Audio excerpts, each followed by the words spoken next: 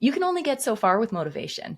What you need is to actually be inspired, right? Because the inspiration is that inner drive for you to achieve and strive. And so when you know you love yourself, you know you're a gift to the world, then you can still enjoy the moment and still strive to bring your gifts, your special uniqueness to the world.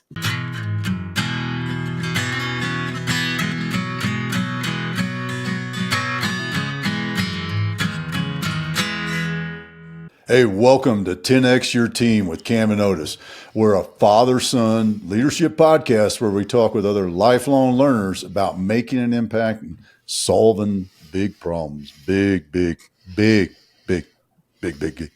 Like really, like 99th percentile problems. Yes. Well, I was gonna say huge problems, extra large. That's about my only impersonation of President Trump. Huge problems. They're huge, and we're solving them because they're huge. We solve the hugest of problems here. Right? Yeah, we do. That pause, the hugest. That pause was for you to step in, and I don't know how to tag that one. Sorry. Yeah. Well, it's all about the entertainment factor. I was telling a friend of mine, he wrote a story and he asked kind of a lesson story. And I was like, it's simple. It's hard to do. It's simple. You got to tell a story, get people interested. The story has to be exciting. Got to have a lesson from that story. And then you got to close it out with the success of the story, the happy ending, if you will. It's really easy for me to say that. It's really hard to put it on paper. Our guest joining us, Tracy, have you followed that pattern? Have you written a story that has a lesson in it and then happily ever after with, pardon me, but I'm going to go full on Hallmark movie and say there was a festival, a winter festival at the end of it also?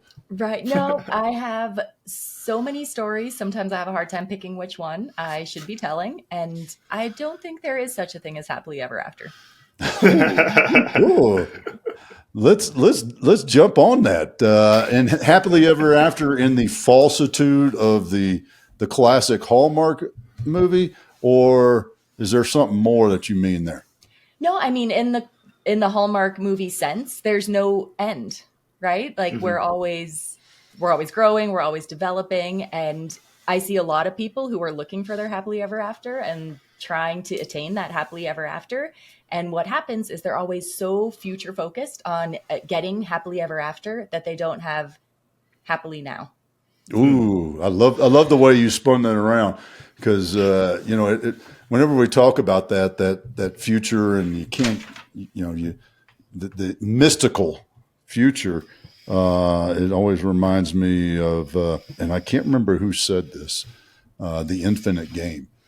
Simon Sinek, right? Was that? That was going to be my guess because he's got a couple of good ones. He's pretty good at that sort of stuff.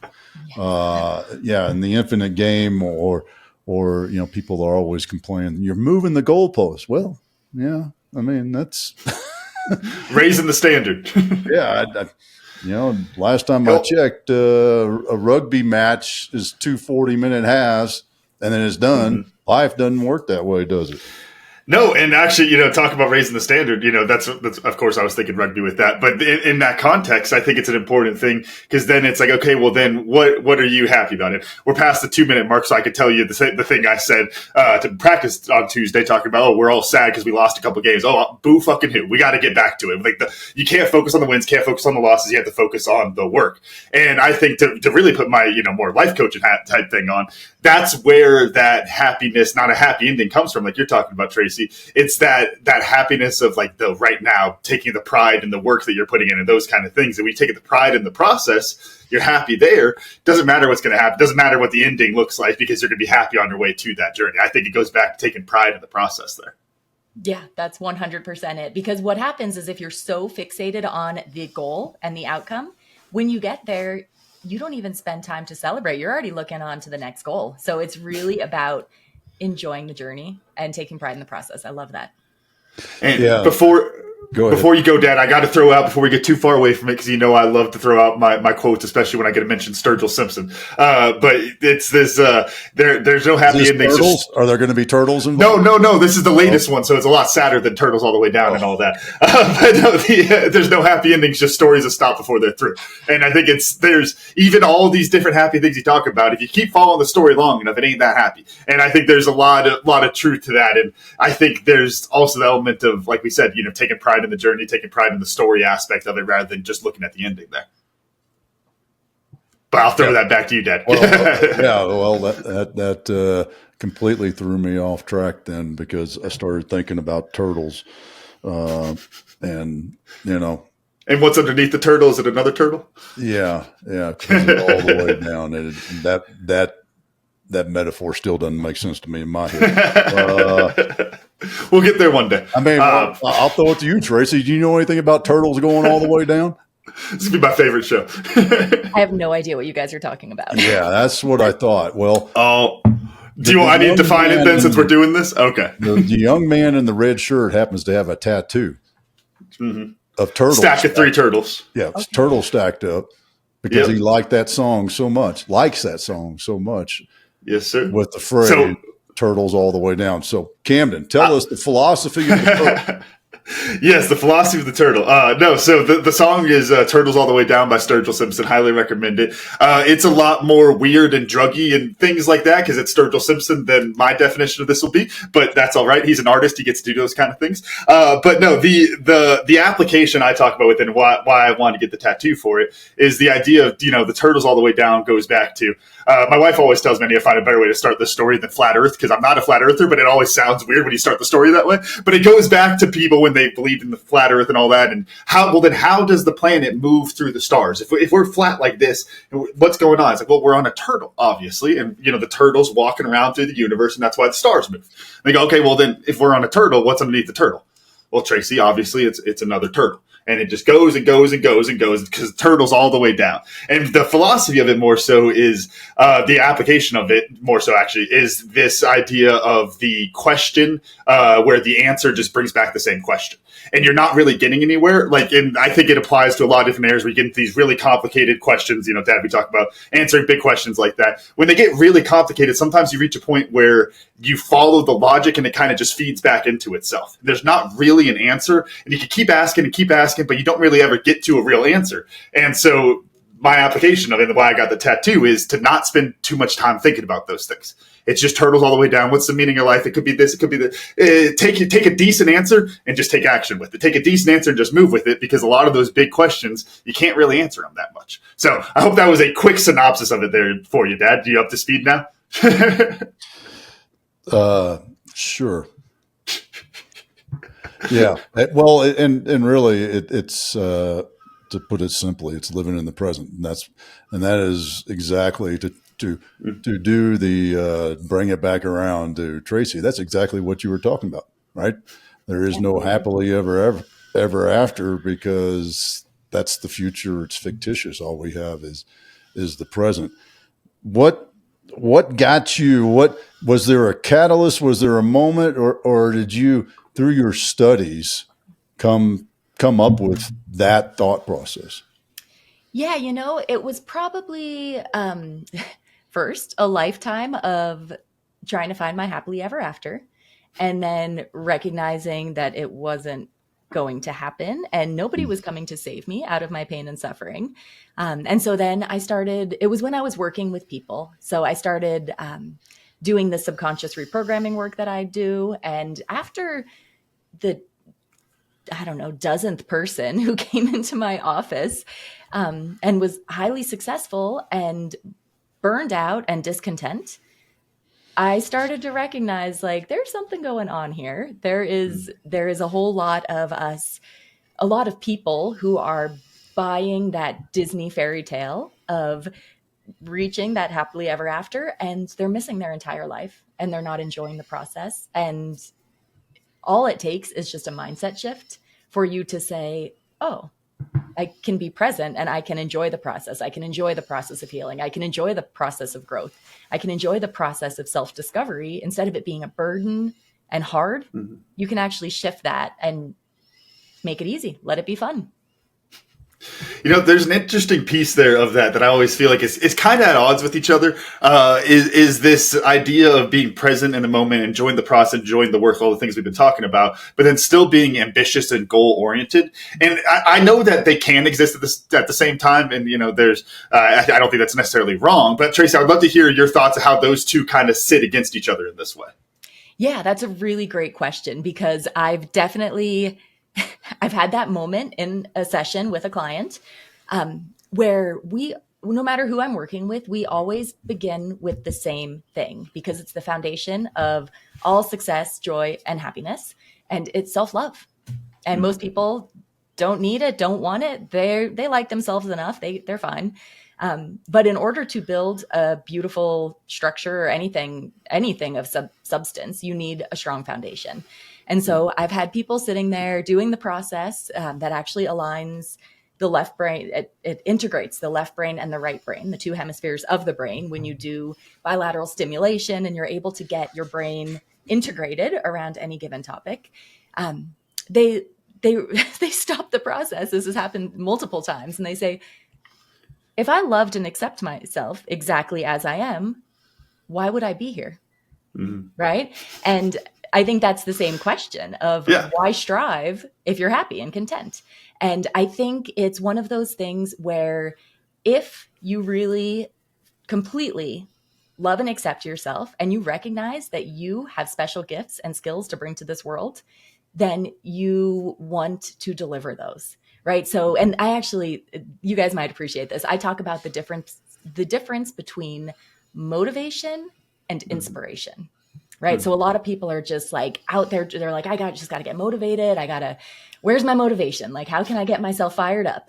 And I think motivation is wanting to do things because of how you're viewed.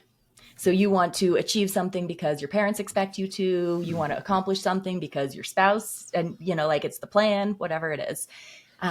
You can only get so far with motivation.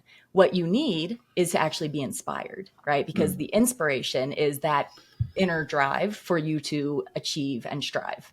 And so when you love yourself, you're a gift to the world, then you can still enjoy the moment and still strive to bring your gifts, your special uniqueness to the world. Well, and isn't part of that just this, if you truly love yourself, don't you want yourself to be better every time? I'm flashing back to a Whiskey Words I did, and I think that was the one you just released yesterday, Cam. Yes, sir. About, I made some comment about minimum wage and people just complaining about minimum wage, and it's like, well, but you're accepting mediocrity if you're accepting minimum wage as your long-term solution. So how do you get people to shift from that? This is all there is, or I mean, I'll spoiler alert. I'll tell you what I say, and that is, I think some people. I mean, you can't fix everybody, right? Some people are happy complaining, and it's easier to complain than it is to do the work to get better. Mm-hmm. So I just throw that to you, Tracy. I want to throw a quote into the ring here. Don't wish it were easier. Wish you were better. Mm-hmm. And that's harsh sometimes for people to hear, but you're absolutely right. There is, and I think it's a social narrative of victimhood, right? Mm-hmm. Like it's this idea that life is happening to you. And we've been trained, a lot of us, to believe that we have no control. We have no power over our lives. All we have control of is our reaction. That's true to an extent, but that's also leaving out the power you have to co-create everything in your life. So if you want to have something more than minimum wage, then you can work for it. It's all accessible. I mean, the more I study millionaires and, successful people, the seed, and Napoleon Hill said this one, the seed of all success is adversity. And something around, I don't know the exact quote, obviously, but something along the lines of the level of adversity that you face equates to the amount of success that is accessible to you. And I think that is just us as humans being pushed out of our comfort zone and having to grow, because comfort is the enemy.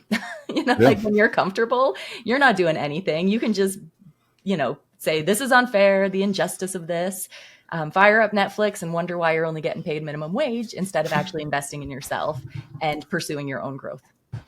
Yeah. Well, it reminds me of something we used to say back on the team is whatever doesn't kill you makes you stronger. And, and you start to think about that. And then there's some stoicism to that also. And the obstacle is the way, because that adversity, I mean, I always go back to, the gym, and you don't get stronger unless you lift more weights. Yeah. I mean, bottom line. And what I'm curious about, Tracy, you actually kind of touched on this piece where I think you'll have a good answer on this, but it's there is a I don't know, need's not really the right word, but I feel like there's still a space for, compassion and comfort without complacency is the kind of way I'd like to put it. Doesn't mean you need to be, I'll put a perfect example. We talk about burning the bridges and or burning the boats and those kind of things, right? Burn the boats, light that fire so that we can, feel completely committed to what we're doing, and we will push ourselves forward because we know we have no other option. Well, if you are like ridiculously anxious that entire time and you develop a heart disease, but you get the business built, it's like, is that really worth it? Those kind of different pieces there. There's an aspect of comfort in the place of that journey. What are your thoughts on balance in that aspect there, Tracy? Yeah, I mean, I think it does come back to self-love to a certain degree, right? Like, what's your motivation for building whatever it is you're building? Are you trying to prove to the world that you're worthy and that you are competent and you're capable? Because if you're coming at it from a place of fear of not being enough and you're trying to prove yourself, then you're going to push yourself to burnout, right? Where if you're able to come at it from a place of, man, I'm awesome. What am I going to build for the world that's going to leave a legacy and share my gifts and provide me, fulfillment in this life? Then you naturally find more of a balance because you're not pushing yourself for this feeling of worthiness. You actually know you're worthy and you stand to that inherent worth, and you are able to build something meaningful while still taking care of yourself, because that's the motivation for it, the inspiration for it rather, right? Is your desire to be seen in the world, not necessarily to be validated by the world. I want to kind of go to the other end of the spectrum then, because we're kind of talking about the people who are, I would say almost like overly inspired in that sense, going to burnout, right? And then there's the other end of the spectrum, like we were talking about, the minimum wage example there. One of the things I think people will say around that is this, around that mindset, not minimum wage specifically without going to the economics and stuff, but around the mindset there is that you don't think you deserve enough because you don't love yourself. I want to hear your thoughts on that, Tracy. And I was just going to say also, I think that's one of those kind of going back to the turtles. That's a little bit of a fallacious argument because it's like, well, Tracy, you just don't realize how much you don't love yourself. Like that, I could keep saying that to you over and over again, no matter what your answer is, right? So there's your real life example of turtles, Dad. But Tracy, what are your thoughts on that end of the spectrum and that mindset? Yeah. So I mean, we can go down a turtle hole here. What I think tends to happen, is in our world that is just, how to put this in a way that's not going to drag us into a discussion we don't want to be having. There's a lot of generational trauma that we as Americans are carrying, right? There is so much pain that our parents endured, so much trauma, suffering. This entire country is built on a lot of genocide, right? As the history of the world, like there's been a lot of conflict, there's been a lot of wars, there's been a lot of pain and suffering. And what's happened in our culture, in my opinion, is we have not focused on educating everybody, like with the right, most important things, like expressing your emotion, feeling emotions, allowing your body to tell you what you need to do so that you can step into the best life for you, right? So a lot of people will just stuff things. They have a lot of generational trauma that their mom didn't address her trauma from her childhood, or, maybe it comes down through 3 grandmas, like it doesn't matter where the trauma sourced from, but it carries on until we have somebody in the cycle, somebody who's going to say, you know what? I'm not carrying my parents' baggage anymore. Mm-hmm. And I was programmed from an early age to not believe that I was worthy, to have all this fear and all this lack mentality. And so many of us are carrying that on. And there's a lot of parents that are now passing this on to their children. I passed on a lot of generational trauma to my kids before I started healing. And now that's why I really love working with parents to break the generational trauma ties. So that way they can thrive and they can pass on that healing to their children instead. And I think I love I was just going to say, I love the individual aspect of that there, because I think that's one of the key pieces when you get into this conversation, like you said, the turtle hole, which we might have to call them that from now on, Dad. But when you start to get into those kind of conversations, and it's like, well, no, all these things are very real. There are very real reasons for you to feel that way. But then there becomes a point where it's like, but then I, as the individual, can make the choice to fight to no longer feel that way. And I think that is such a key distinction, because these things are such big problems. It affects so many different people. It affects everyone in a lot of different ways. And it's like, but the individual still has to be the person to make the choice and take ownership over their own life. Yeah. Well, and what I was going to dive into is the word trauma, because it denotes like a PTSD type of thing, but it doesn't necessarily mean that in the way that you're using it.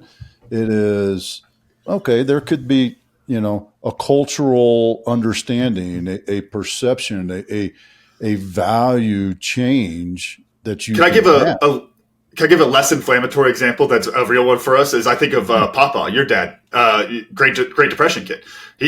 And there's this like almost like hoarding type mentalities from it that kind of trickle down, and I'm sure I have them and you have it. Last time you saw the attic in the barn at Papa's house. Look at all those hats. Tracy, I wear them sometimes. All right. Well, and so, yeah, I appreciate you describing that. I am trauma informed, right? Because there are horrible things that happen to people, and I have the privilege of helping them process through those in a really meaningful and powerful way, where you don't forget. You're never going to forget the memory, but you can take the emotion out of it, and you can look at the situation objectively. You can learn a lesson from it, even if you were a child and it wasn't your fault. You might have put up walls, but you can break those walls down and then build safe and appropriate boundaries, even as an adult. Anyway, a whole lot of preface just to say that I think trauma is it's just overwhelm, right? So some people will describe it as big T, little t trauma, right? Because we've all had trauma in our lives, and that's just moments where you felt overwhelmed. And even if somebody didn't have a big T trauma, socially, there's horrible things that can happen, and it might have been a less, relatively speaking, less impactful thing, but to them, it was impactful, and it had the same effect on them as these big T trauma things. So I think trauma is simply overwhelm. And if we were able to listen to our bodies, allow ourselves to feel our emotions without being afraid that we're not going to be able to control how we act, or that we're going to be perceived as weak, all of these social ideas around how emotions are bad, or there's good emotions and there's bad emotions. That's not true. It's all information, right? Emotions are literally energy in motion. And I think we need to break the stigma of being afraid of them, because when we stuff them and we store them in our body, that's when disease and illness happens. And that's when we have these chronic conditions. And I've been doing some amazing work recently around just figuring out why your body is storing some sort of a chronic issue, and digging into it from an emotional perspective, and just validate it. I mean, literally there's this process that I've been working with that's like, this is an emotion. This is what it feels like. And now I can let it go. 90 seconds. That's all it takes for an emotion to come up and blow out when you actually let yourself feel it. So this is something that we, because of the trauma, because traumatized people that have all sorts of, incapacity to hold space for people, they've stopped and stifled the expression of emotions. But I'm kind of on a mission to bring it back. Let yourself feel. You got to feel to heal, right? I think there's such an interesting piece there of it's like it's all so relative. Like you talk about the big T versus little T trauma. I remember one of my good friends was doing a residency at a mental hospital, and he was talking. I remember him telling me a story about this woman who was there that had a full mental breakdown, and she was talking about this near death experience. I remember I'm not to belittle it, but I remember thinking it's like, oh, that's kind of a car accident. Like, and in one of those of like, oh, I've seen that multiple times. Oh, you did this, or I almost drove off a cliff once, or whatever it is. Like, there's these things where it's like, oh, like that you see that, but it's all relative at the end of the day. If I haven't experienced that, I'll use a easier example, less scary example there, but it's like if you haven't played a game like rugby, then other things, it's like, oh gosh, I'm feeling sore right now. I feel sore because I was out jogging, reffing rugby the other day. It's like when I was playing and I was feeling that pain all the time, it was completely different. That's the whole thing of athletes experience pain so differently because there's that kind of constant soreness and stuff with that. But I think then the interesting piece there that I want to bring it back around to is then the comparison component, Tracy, of like then how does that relativity shape out when I'm then comparing my trauma or my pain to someone else's? Doesn't that just kind of feed that, I think I've got the term right, but like the race to the bottom there a bit of it's like, well, then I can't really address mine because it's not bad enough. My life sucks worse than yours. Yeah, I think they're both, I guess those are two different effects, but they're both kind of playing in that same field. What are your thoughts on that, Tracy? Well, you may have heard comparison is the thief of all joy. Yes. And, keeping up with the Joneses. If we want to do another country song, we can go right down that one too. Right? Well, and that's like when you're trying to keep up with the Joneses, right? That's like, oh, I wish I were as good as them, and you're comparing. But the same is true for the flip side, for saying, oh, my trauma is not valid. And again, this, I might mention one of my favorite authors right now, Dr. Benjamin Hardy. He is amazing. He's written some books with Dan Sullivan. You guys might have heard of him. The Gain and the Gap, 10X. Oh, 10X. Hey, there we go. 10X is better, easier than 2X. So we are all on our own individual life journey, right? We are given we have these experiences because we have lessons to learn in this life. And what other people are doing with their lessons and their trauma and their business is none of our business, right? Like it's just that idea of like, stay in your lane, and not in a mean way, but when we are comparing ourselves and we're looking at how these people have suffered and we didn't suffer and our thing isn't valid. No, like throw that all out the window. None of that is true. We're all on our own individual journey, and we need to validate ourselves. We need to recognize, hey, that was traumatic for me. That was overwhelming for me. And this is something that I need to address. And there's nothing wrong with that. It doesn't matter what the other people are doing. Hopefully they're doing the exact same thing. But everybody's had a worse trauma, like we're not here to try to win the trauma championship. So it's honestly just a matter of focusing your attention on your own growth and your own journey, because what other people are doing is their own business. And that's such a powerful thing to think about. In that aspect of it's okay. I think that's the simplest phrase that we could come up with to remind us that, hey, well, that sucked. It's okay. I assess that sucked, and that's okay. Mm-hmm. I don't need it.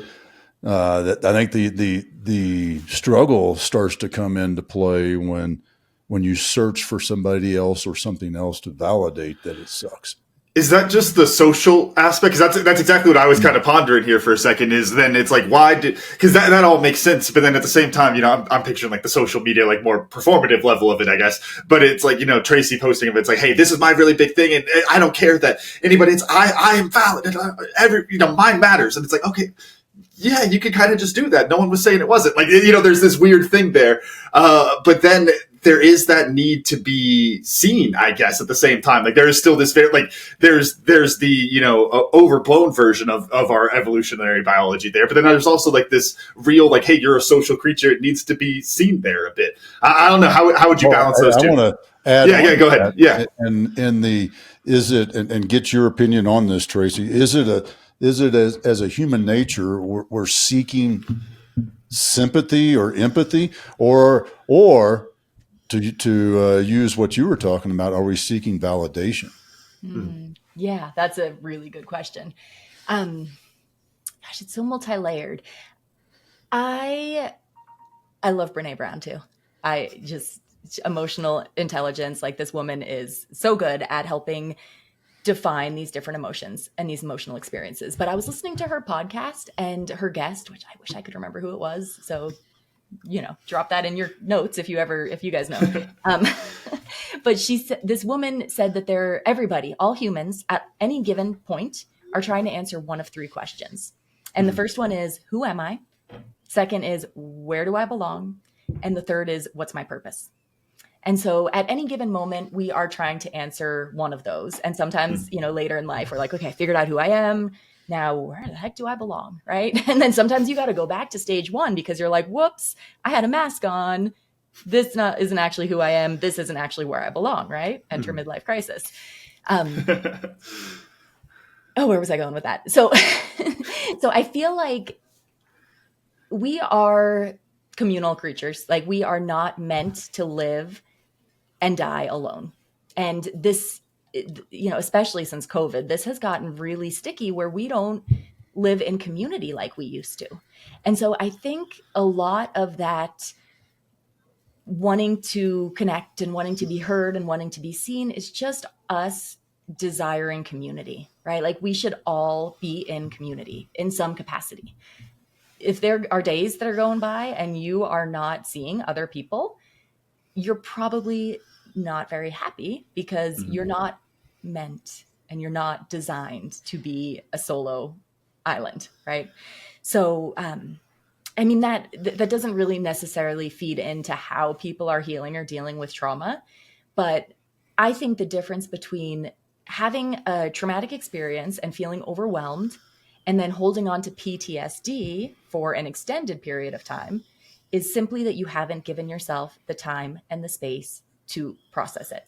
So instead of feeling it, expressing it, releasing it, and moving on, with that, not, like, you have the memory, like I said, you can't ever erase the memory, but it doesn't have to trigger you constantly. And that's only going to happen when you don't allow yourself to feel what you needed to feel in order to process and move through that. Go ahead. You got it. Well, I was just going to say, and I thought of this earlier, and we chased another turtle. Good thing they moved slow. Is the fact that the guys that I've known who've done the ayahuasca, the mushroom trip thing, they describe their journey in that state, whatever it's called, being high, whatever, of being separated from the event, and that separation from the event has allowed them to very successfully process it, because now that they're separated, basically outside, almost like an out-of-body experience type of thing is the way I process it. Outside looking in at themselves going through that event and realizing, okay, that was an event.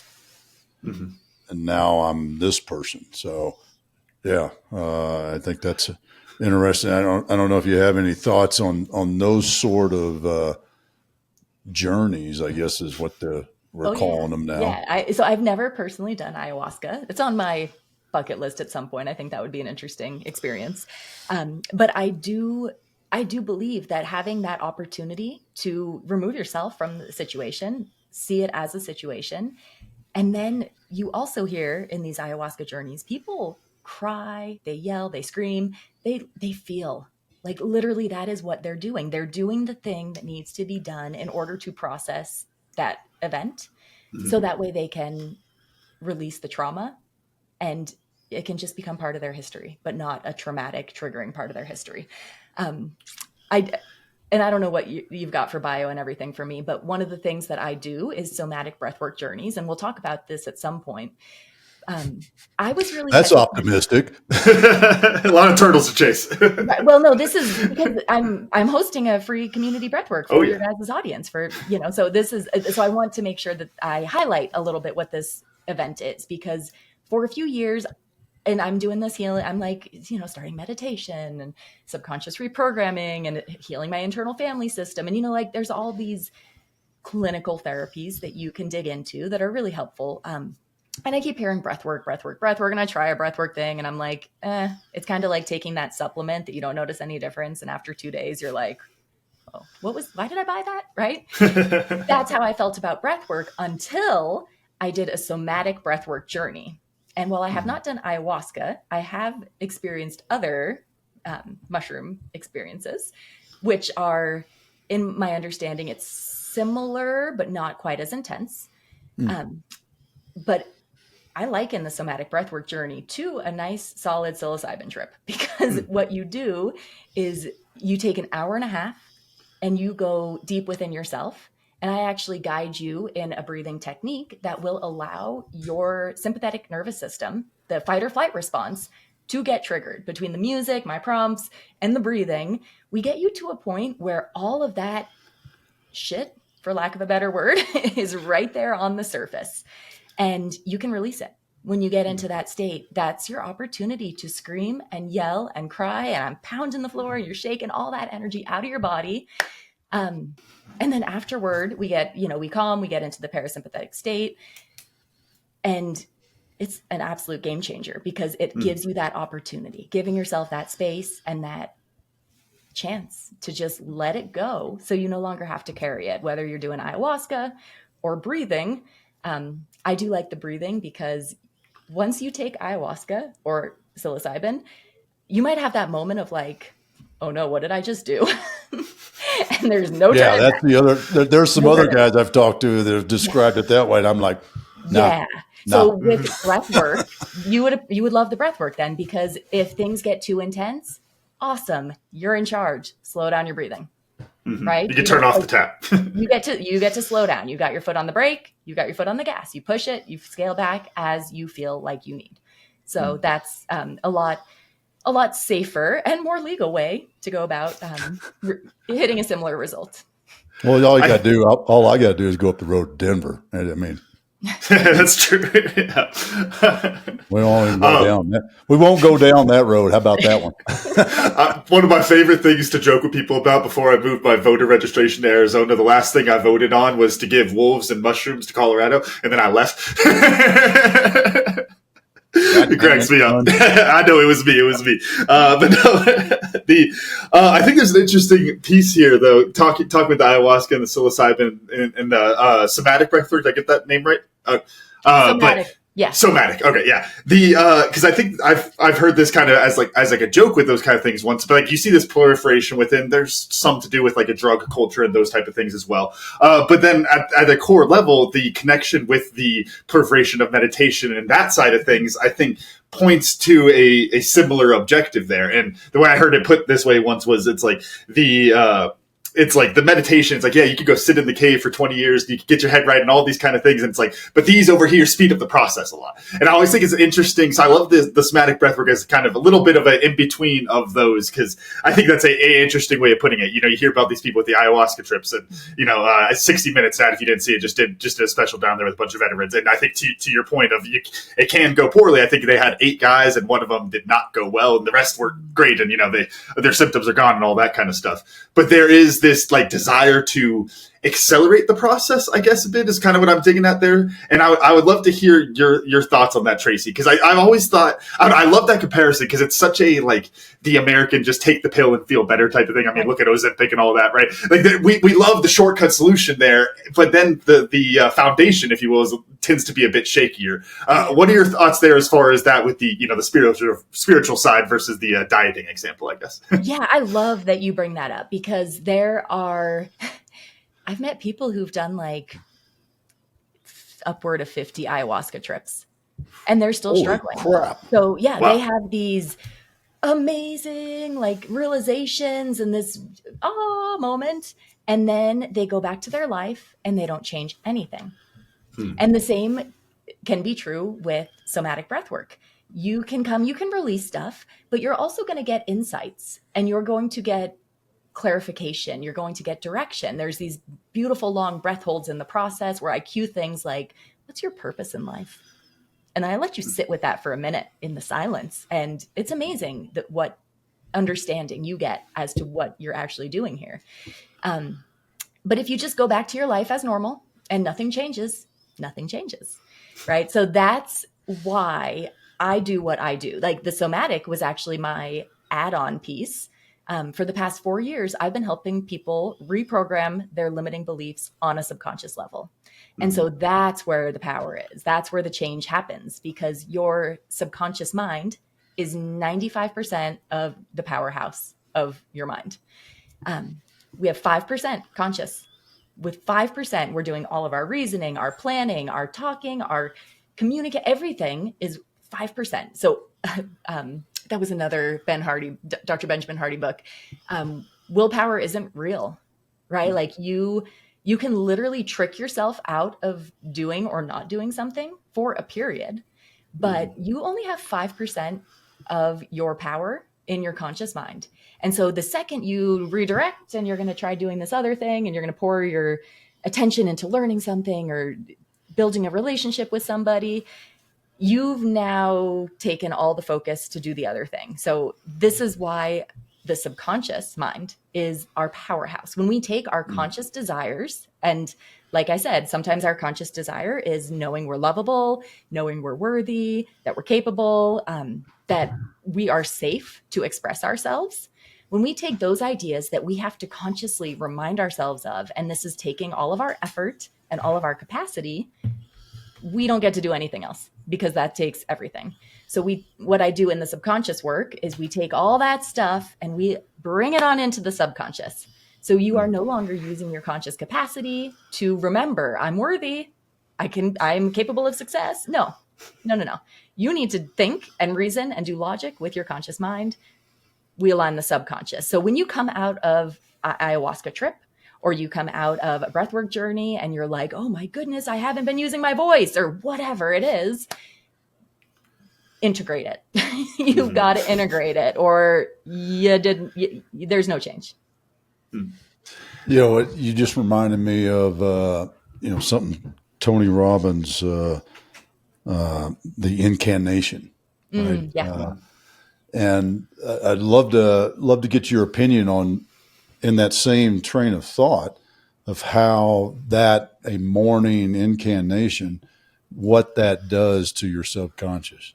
Yeah. So I know like there's affirmations, and I'm familiar with this having listened to and read Tony Robbins before, but remind me how an incantation, is it an incantation?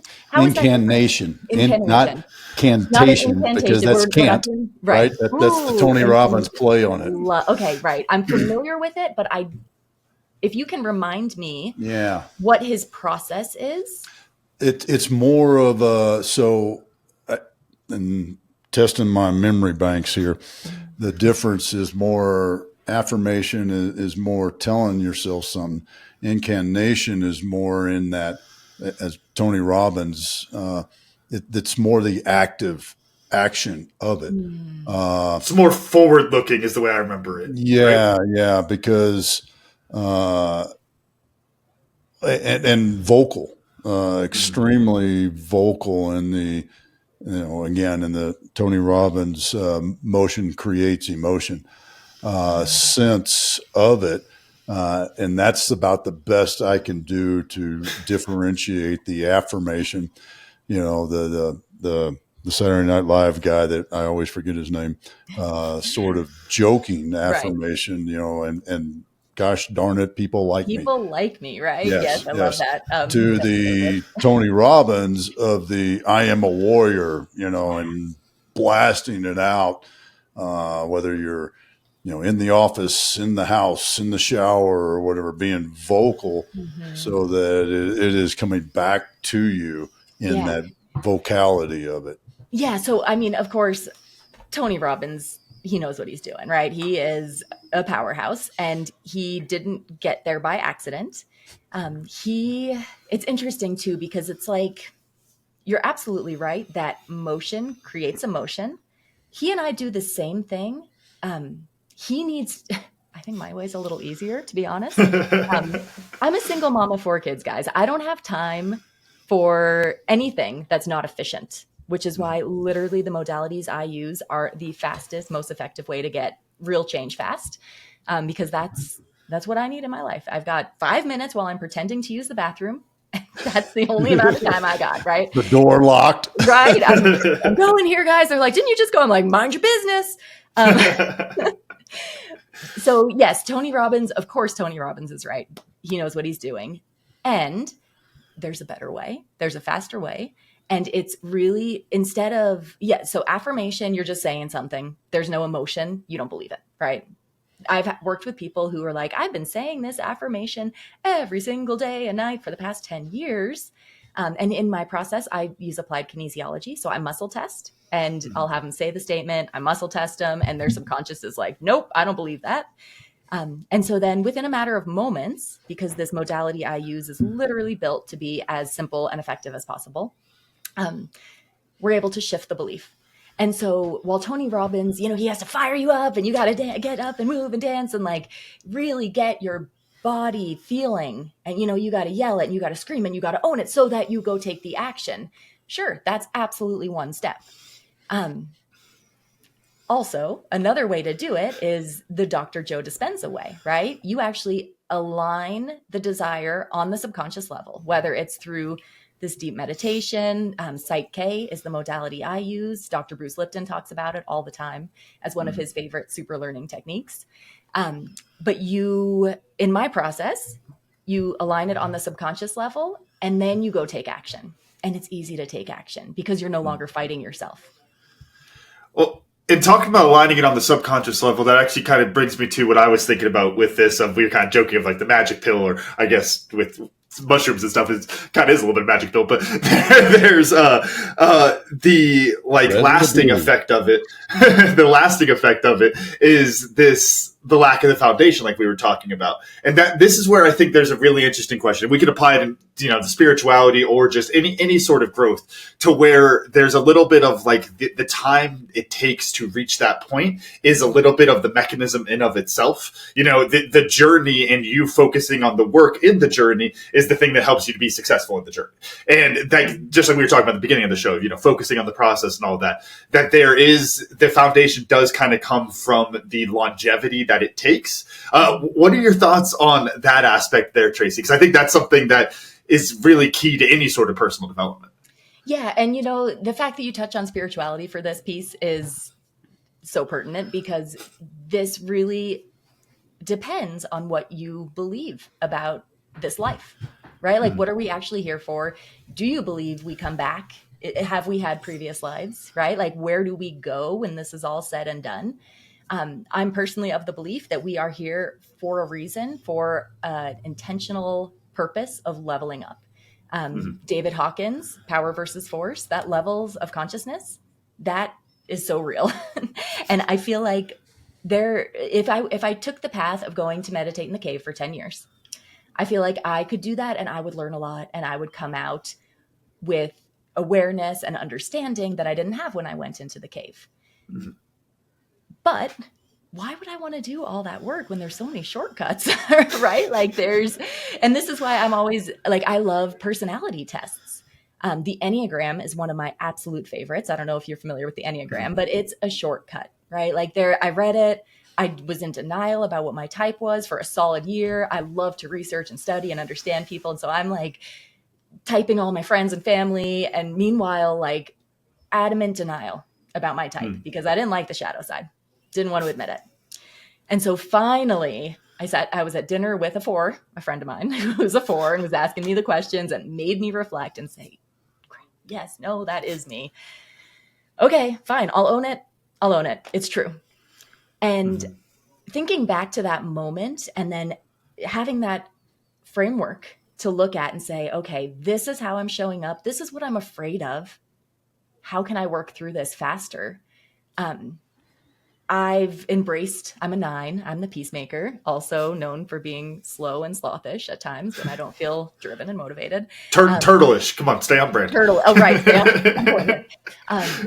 So I was able to work through a lot of that shadow side quickly because I had the framework. So I often think about, I wouldn't have, because I was so hesitant to admit those things, I would have denied them until my dying day. And I would have, like lived my entire life without that piece of growth. And so I feel like there are so many shortcuts available to us. There are so many ways that speak to everybody at this point, that there's not a great excuse anymore not to do the thing, unless you're stuck in your victimhood. A lot of people, like, this goes full circle back around to what we were talking about at the very beginning.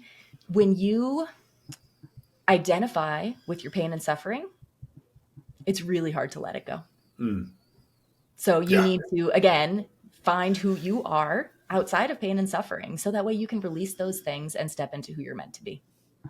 And that actually kind of leads into the last question I had kind of circled to want to ask you about, which is what I like to call like the big bad guy effect of it's, there's some problem that you're facing, or it could be real. It could be, concept of your imagination, whatever it is, there's this problem.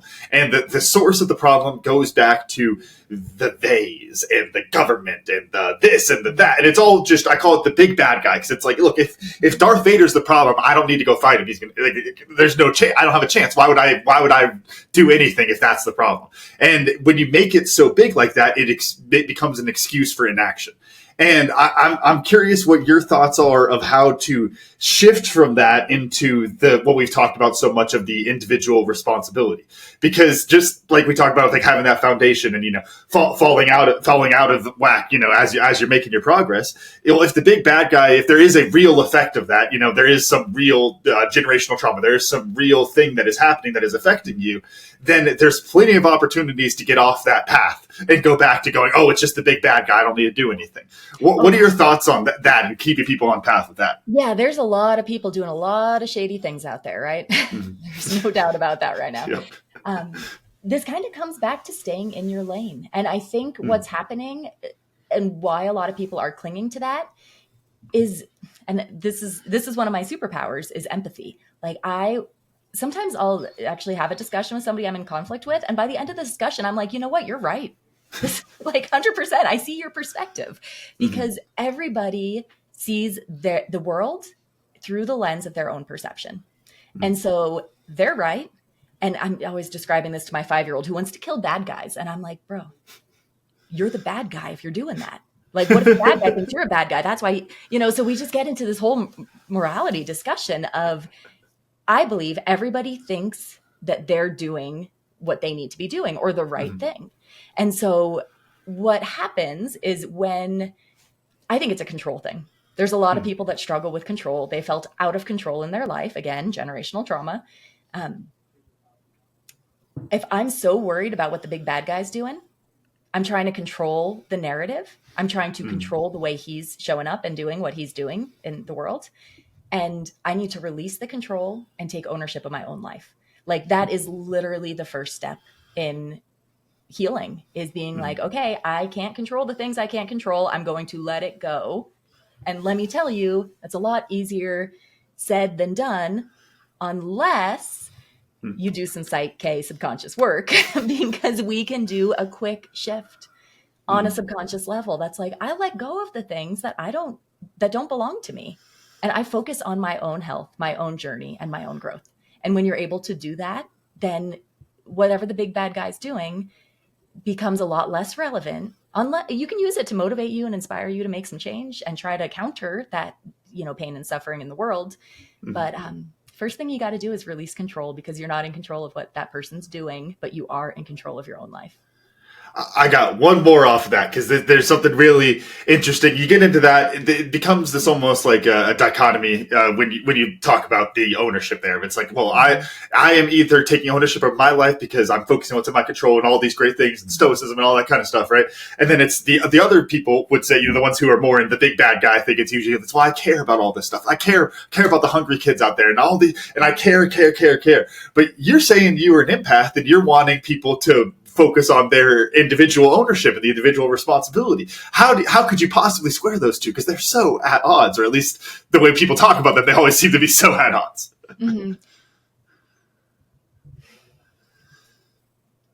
Gosh, I guess I'm having a hard time Ask that again in a different way, could you? So if you are empathetic and you care about the people around you and all of that, then taking the responsibility and putting it on yourself rather than thinking about the big bad guy and what he's doing to all the other people out there. If you're just trying to make your life better and take control of your life, isn't that in some ways selfish and contentious with the idea of being empathetic for those other people that are affected by it? Here, Is that better? I'll throw it I'll another way into the trauma that we grew up with. It's the clean your plate because there's starving kids in Africa.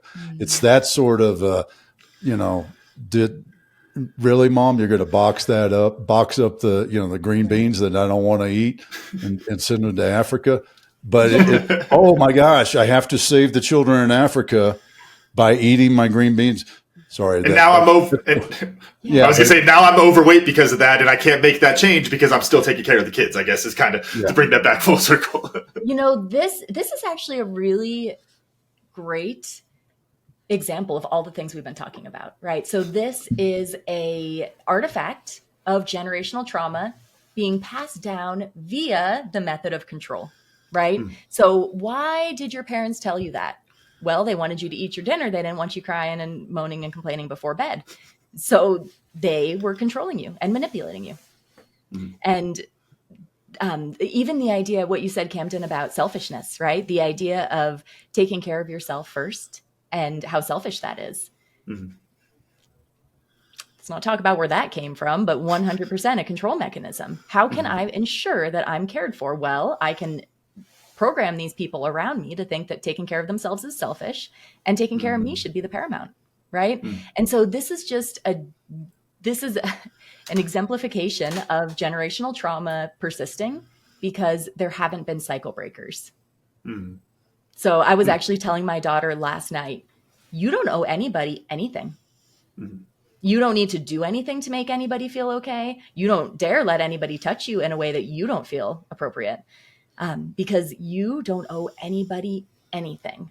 And she was like, but what if I borrowed something? I'm like, oh, that's a contract. That's different. Right.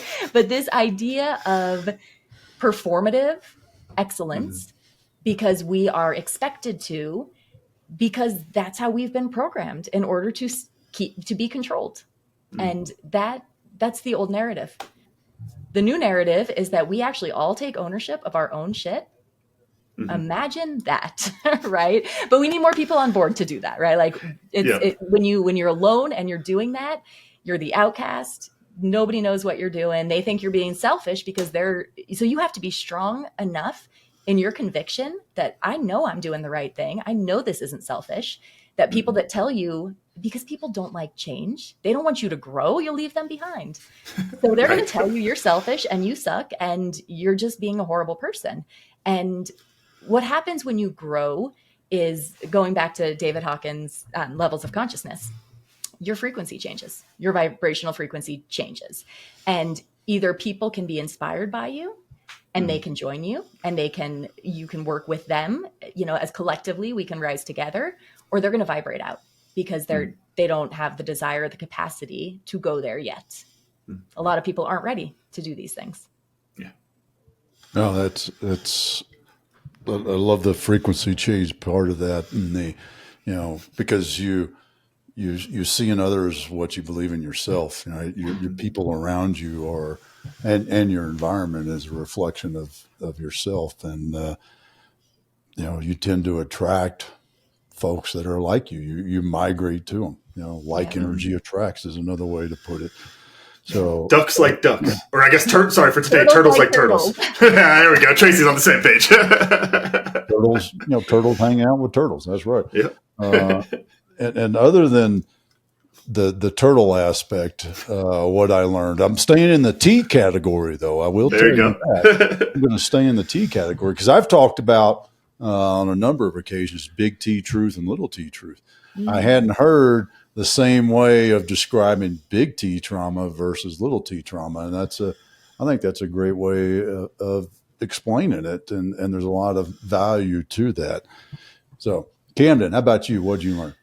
I'm going to use the word turtle, and I swear that was not intentional. I wrote down what I learned, and I was like, oh my gosh, another turtle thing popped up. But as I've talked about before on the show, and Dad, you know it, I talk about like the mental fight example of, you know, a lot of the time when people are struggling with, you know, negative self-talk and these kind of things, I like to treat it. It's like, well, it's like somebody throwing a punch. If somebody's throwing the punch, you have to know how to block, and then you have to know how to counter, and those kind of things. And I think, you know, Tracy talking about why people get stuck with, you know, the big bad guy or whatever you want to call it, why people get stuck like that. The example came to mind of it's just turtling up in a fight. It's you're so scared and you just go here and you just can't even move and you're just holding still, just waiting for it to be over. And you know, you're never going to win a fight like that. Like whether it's the mental fight I'm talking about or a literal fight, you know, you're not going to win a fight if you just turtle up like that. So I think that was a interesting layer I'll be adding into my coaching when I go through the mental fight.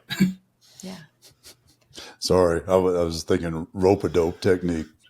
Maybe, Ooh, you know, all right. Muhammad Ali with the rope-a-dope. I mean, He might prove me wrong on that one. Okay. He won a couple of fights, but he didn't stay that way and win.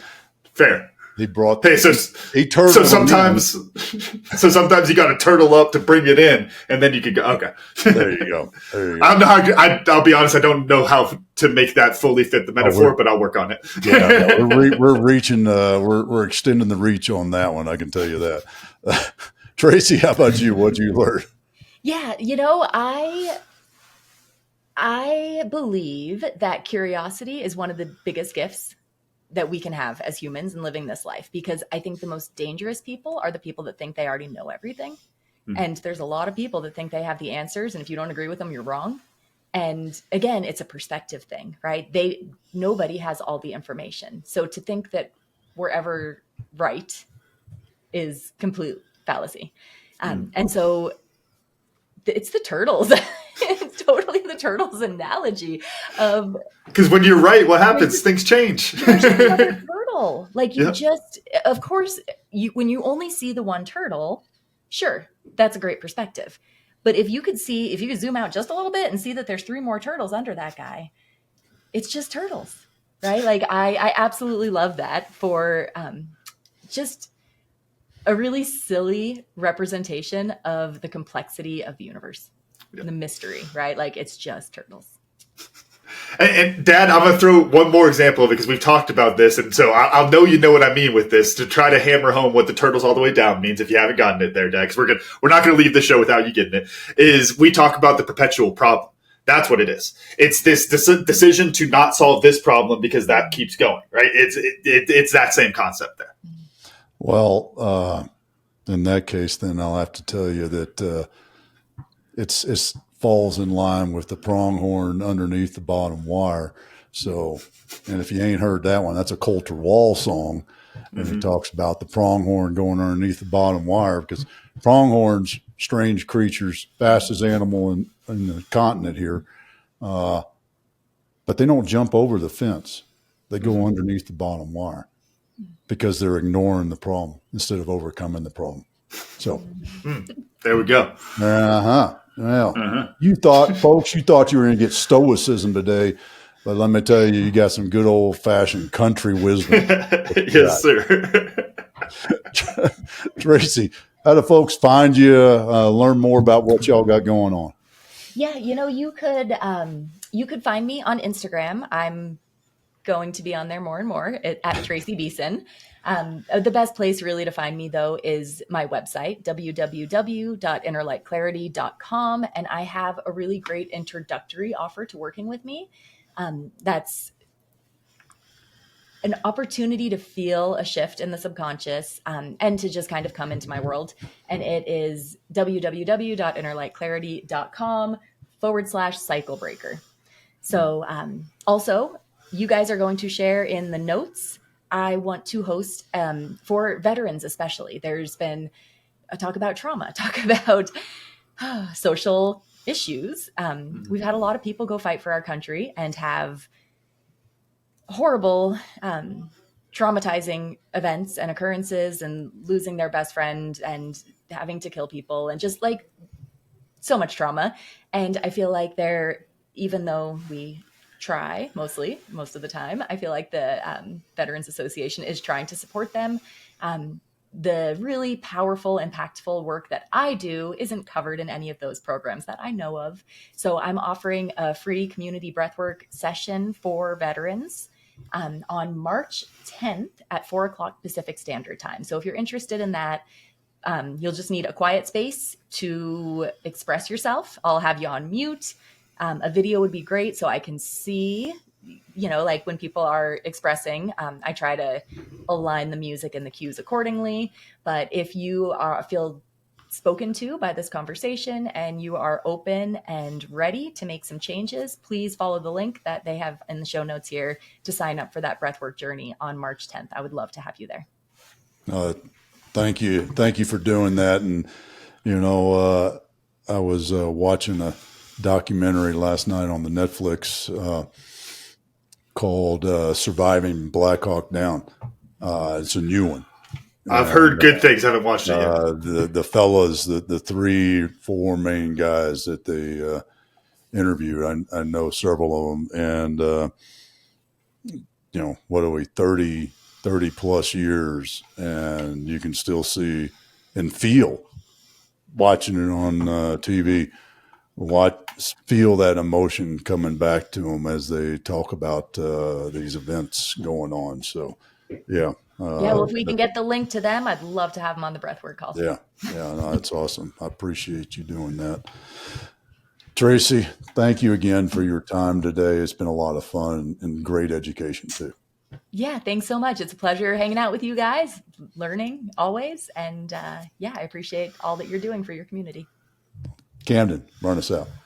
All right. Thank y'all for listening to today's episode of 10X Your Team with Cam and Otis. And a special thanks to our guest, Tracy Beeson, for joining us today. Remember, you can watch full episodes of the show on YouTube at 10X Your Team. If you enjoyed today's episode, please make sure to pass it along to other lifelong learners in your tribe so they can enjoy it too. Follow us on Facebook, Instagram, and LinkedIn. As always, the full archive of episodes available at www.10xyourteam.net. Thanks again. We'll see y'all next time.